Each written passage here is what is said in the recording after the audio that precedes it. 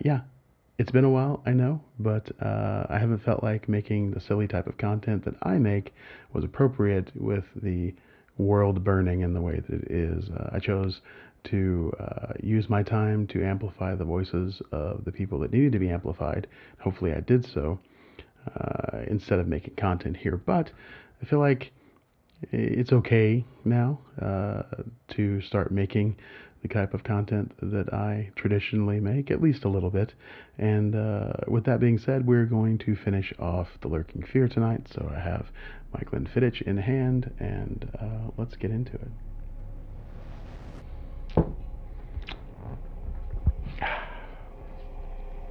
Legal evidence was lacking, but the story spread rapidly round the countryside, and from that time, the Martenses were ostracized by the world.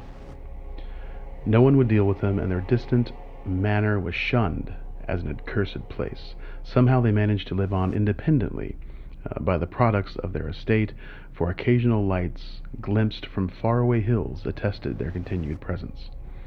These lights were seen as late as 1810, but toward the last they became very infrequent. Meanwhile, there grew up about the mansion and the mountain a body of diabolic legendry. The place was avoided with doubled assiduousness and invested with every whispered myth tradition could supply. It remained unvisited till 1816, when the continued absence of lights was noticed by the squatters. At that time a party made investigations, finding the house deserted and partly in ruins. There were no skeletons about, so that departure rather than death was inferred. The clan seemed to have left several years before, and improvised penthouses shewed how numerous it had grown prior to its migration. Its cultural level had fallen very low, as proved by decaying furniture and scattered silverware, which must have been long abandoned when its owners left. But though the dreaded Martenses were gone, the fear of the haunted house continued, and grew very acute when new and strange stories arose among the mountain decadents. There it stood, deserted, feared, and linked with the vengeful ghost of Jan Martens. There it still stood on the night I dug in Jan Martens's grave. I have described my protracted digging as idiotic, and such it indeed was in object and method. The coffin of Jan Martens had soon been unearthed. It now held only dust and nitre. But in my fury to exhume his ghost, I delved irrationally and clumsily down beneath where he had lain. God knows what I expected to find. I only felt that I was digging in the grave of a man whose ghost stalked by night. It is impossible to say what monstrous depth I had attained when my spade, and soon my feet, broke through the ground beneath. The event, under the circumstances, was tremendous, for in the existence of a subterranean space here, my mad theories had terrible confirmation.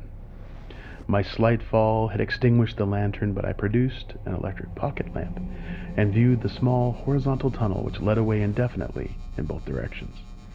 It was amply large enough for a man to wriggle through, and though no sane person would have tried it at the time, I forgot danger, reason, and cleanliness in my single-minded fever to unearth the lurking fear. Choosing the direction toward the house, I scrambled recklessly into the narrow burrow, squirming ahead blindly and rapidly, and flashing but seldom the lamp I kept before me. What language can describe the spectacle of a man lost in infinitely abysmal earth, pawing, twisting, wheezing, scrambling madly through sunken convolutions of immemorial blackness, without an idea of time, safety, direction, or definite object? There is something hideous in it, but that is what I did. I did it for so long that life faded to far memory, and I became one with the moles and grubs of nighted depths. Indeed, it was only by accident that after interminable writhings I jarred my forgotten electric lamp alight, so that it shone eerily along the burrow of caked loam that stretched and curved ahead. I had been scrambling in this way for some time, so that my battery had burned very low, when the passage suddenly inclined sharply upward, altering my mode of progress. And as I raised my glance, it was without preparation that I saw glistening in the distance 2 demoniac reflections of my expiring lamp. Two reflections glowing with a baneful and unmistakable effulgence, and provoking maddeningly nebulous memories. I stopped automatically, though lacking the brain to retreat. The eyes approached, yet of the thing that bore them I could distinguish only a claw. But what a claw!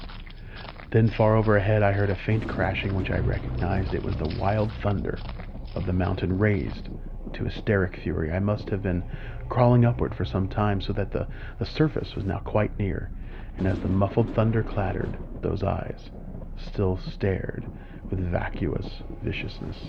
Thank God I did not then know what it was, for I should have died. But I was saved by the very thunder that had summoned it, for after a hideous wait there burst from the unseen outside sky one of those frequent mountainward bolts whose aftermath I had noticed here and there as gashes of disturbed earth and fulgurites of various sizes. With cyclopean rage it tore through the soil above that damnable pit, blinding and deafening me, yet not wholly reducing me to a coma. In the chaos of sliding, shifting earth, I clawed and floundered helplessly till the rain on my head steadied me, and I saw that I had come to the surface in a familiar spot.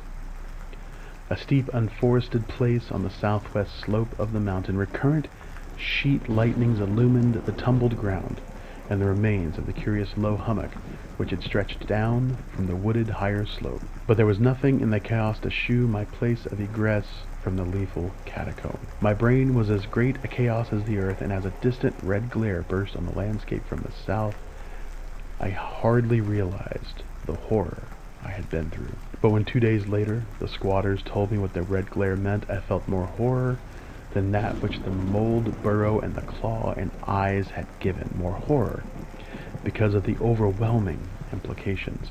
In a hamlet 20 miles away, an orgy of fear had followed the bolt, which brought me above ground, and a nameless thing had dropped from an overhanging tree into a weak-roofed cabin. It had done a deed, but the squatters had fired the cabin in frenzy before it could escape. It had been doing that deed at the very moment the earth caved in on the thing with the claw and the eyes. Alright, we're coming down to the wire, friends. A little bit more liquid courage, and then we're going to finish this up. There can be nothing normal in the mind of one who, knowing what I knew of the horrors of Tempest Mountain, would seek alone for the fear that lurked there. That at least 2 of the fear's embodiments were destroyed formed but a slight guarantee of mental and physical safety in this Acheron of multiform diabolism. Yet I continued my quest with even greater zeal, as events and revelations became more monstrous. When 2 days after my frightful crawl through that crypt of the eyes and claw, I learned that a thing had malignly hovered 20 miles away at the same instant the eyes were glaring at me, I experienced virtual convulsions of fright, but that fright was so mixed with wonder and alluring grotesqueness that it was almost a pleasant sensation. Sometimes in the throes of a nightmare, when unseen powers whirl one over the roofs of strange dead cities toward the grinning chasm of Nis, it is a relief and even a delight to shriek wildly and throw oneself voluntarily along with the hideous vortex of dream doom into whatever bottomless gulf may yawn. And so it was with the waking nightmare of Tempest Mountain. The discovery that 2 monsters had haunted the spot gave me ultimately a mad craving to plunge into the very earth of the accursed region, and with bare hands dig out the death that leered from every inch of that poisonous soil. As soon as possible, I visited the grave of Jan Martens and dug vainly where I had dug before. Some extensive cave-in had obliterated all trace of the underground passage, while the rain had washed so much earth back into the excavation that I could not tell how deeply I had dug that other day. I likewise made a difficult trip to the distant hamlet where the death creature had been burnt, and was little repaid for my trouble. In the ashes of the fateful cabin I found several bones, but apparently none of the monsters. The squatters said the thing had only one victim, but in this I judged them inaccurate, since besides the complete skull of a human being there was another bony fragment, which seemed certainly to have belonged to a human skull at some time. Though the rapid drop of the monster had been seen, no one could say just what the creature was like. Those who had glimpsed it called it simply a devil. Examining the great tree where it had lurked, I could discern no distinctive marks. I tried to find some trail into the black forest, but on this occasion could not stand the sight of those morbidly large boles, or of those vast serpent-like roots that twisted so malevolently before they sank into the earth.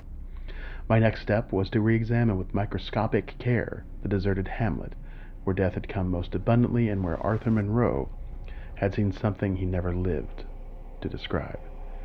Though my vain previous searches had been exceedingly minute, I now had new data to test, for my horrible grave crawl convinced me that at least one of the phases of the monstrosity had been an underground creature. This time, on the 14th of November, my quest concerned itself mostly with the slopes of Cone Mountain and Maple Hill, where they overlook the unfortunate hamlet, and I gave particular attention to the loose earth of the landslide region on the latter eminence. The afternoon of my search brought nothing to light, and dusk came as I stood on Maple Hill, looking down at the hamlet and across the valley to Tempest Mountain. There had been a gorgeous sunset, and now the moon came up nearly full and shedding a silver flood over the plain, the distant mountainside, and the curious low mounds that rose here and there. It was a peaceful Arcadian scene, but knowing what it hid, I hated it.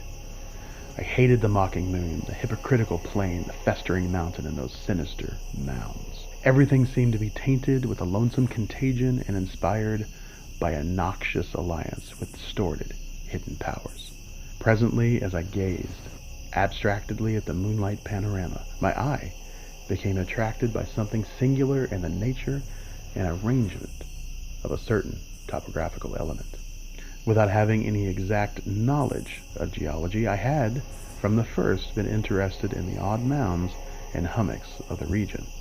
I had noticed that they were pretty widely distributed around Tempest Mountain, though less numerous on the plain than near the hilltop itself, where prehistoric glaciation had doubtless found feebler opposition to its striking and fantastic capricious. Now, in the light of that low moon, which cast long, weird shadows, it struck me forcibly that the various points and lines of the mound system had a peculiar relation to the summit of Tempest Mountain. That summit was undeniably a center from which the lines or rows of points radiated indefinitely and irregularly, as if the unwholesome Martin's mansion had thrown visible tentacles of terror. The idea of such tentacles gave me an unexplained thrill, and I stopped to analyze my reason for believing these mounds glacial phenomena. The more I analyzed, the less I believed, and against my newly opened mind, there began to beat grotesque and horrible analogies based on superficial aspects and upon my experience beneath the earth. Before I knew it, I was uttering frenzied and disjointed words to myself. My God, molehills! The damned place must be honeycombed. How many?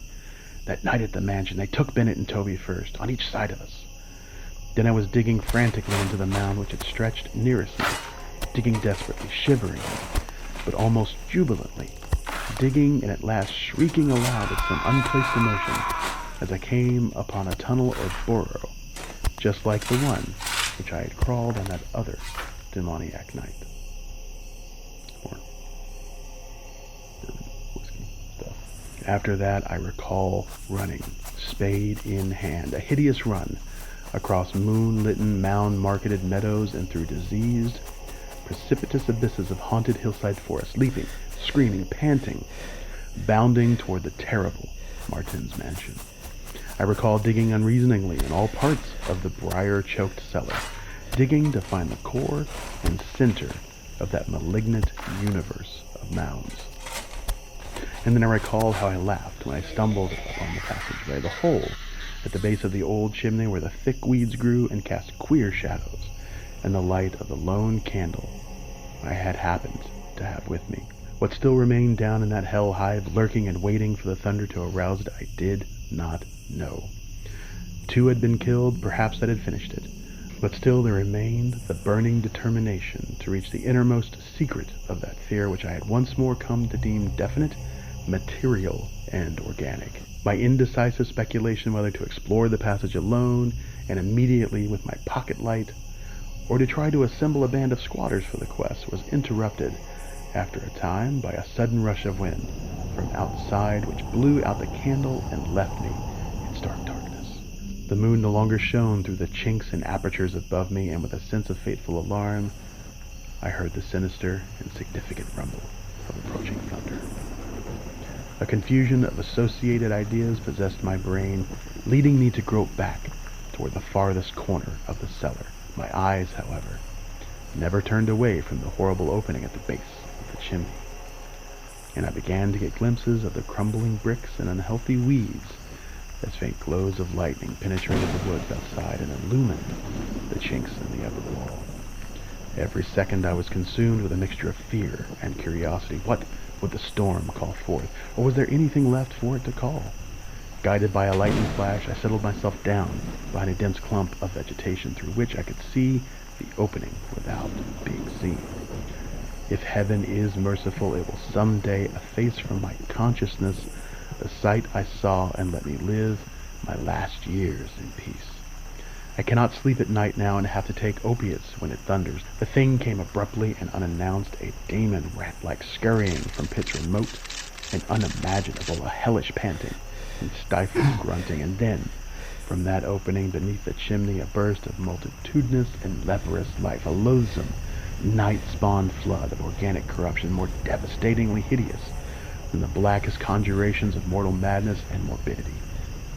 Seething, stewing, surging, bubbling like serpent slime, it rolled up and out of that yawning hole, spreading like a septic contagion and streaming from the cellar at every point of egress, streaming out to scatter through the accursed midnight forest and strew fear, madness, and death. God knows how many there were. There must have been thousands. To see the stream of them in that faint, intermittent lightning was shocking. When they had thinned out enough to be glimpsed as separate organisms, I saw that they were dwarfed, deformed, hairy devils or apes, monstrous and diabolic caricatures of the monkey tribe. They were so hideously silent, there was hardly a squeal when one of the last stragglers turned, with the skill of long practice, to make a meal in a custom fashion of a weaker companion. Others snapped up what it left and ate with slavering relish. Then, in spite of my days of fright and disgust, my morbid curiosity triumphed. And as the last of the monstrosities oozed up alone from that netherworld of unknown nightmare, I drew my automatic pistol and shot it under the cover of thunder. Shrieking, slithering, torrential shadows of red, viscous madness chasing one another through endless, ensanguined corridors of purple, fulgurous sky, formless phantasms and kaleidoscopic mutations of a ghoulish, remembered scene, forests of monstrous, overnourished oaks with serpent roots twisting and sucking unnameable juices from an earth verminous with millions of cannibal devils, mound-like tentacles groping from underground nuclei of polypus perversion, insane lightning over malignant ivied walls and daemon arcades choked with fungus vegetation. Heaven be thanked for the instinct which led me unconscious to places where men dwell, to the peaceful village that slept under calm stars of clearing skies. That was intense. I need a little drinky drink. I had recovered enough in a week to send to Albany for a gang of men to blow up the Martens mansion and the entire top of Tempest Mountain with dynamite, stop up all the discoverable mound burrows, and destroy certain overnourished trees whose very existence seemed an insult to sanity. I could sleep a little after they had done this, but true rest will never come as long as I remember that nameless secret of the lurking fear. The thing will haunt me, for who can say the extermination is complete, and that analogous phenomena do not exist all over the world? Who can, with my knowledge, think of the Earth's unknown caverns without a nightmare dread of future possibilities? I cannot see a well or a subway entrance without shuddering. Why cannot the doctors give me something to make me sleep, or truly calm my brain when it thunders? What I saw in the glow of my flashlight after I shot the unspeakable straggling object was so simple that almost a minute elapsed before I understood and went delirious. The object was nauseous, a filthy whitish gorilla thing with sharp yellow fangs and matted fur. It was the ultimate product of mammalian degeneration, the frightful outcome of isolated spawning, multiplication, and cannibal nutrition above and below ground, the embodiment of all the snarling chaos and grinning fear that lurk behind life. It had looked at me as it died, and its eyes had the same odd quality that marked those other eyes which had stared at me underground and excited cloudy recollections. One eye was blue, the other brown. They were the dissimilar Martin's eyes of the old legends, and I knew, in one inundating cataclysm of voiceless horror, what it had become of that vanished family, the terrible and thunder-crazed house of Martens. Okay, that is it for The Lurking Fear. Thank you for being with me on this journey. I hope you enjoyed it. I really enjoyed reading it. I love these stories, even though H.P. Lovecraft is a racist, classist douchebag.